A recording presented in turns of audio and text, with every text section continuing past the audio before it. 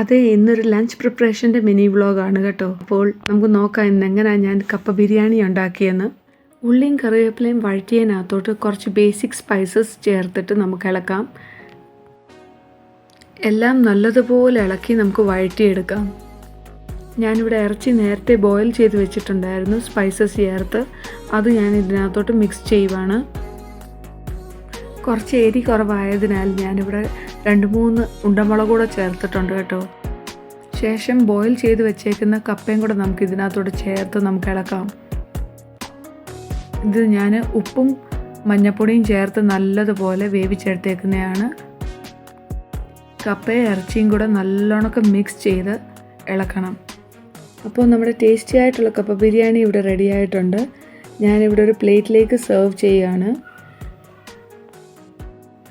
നമുക്ക് കുറച്ച് ഉള്ളിയും കൂടി ഇതിൻ്റെ മേളിൽ ഗാർണിഷ് ചെയ്യാം.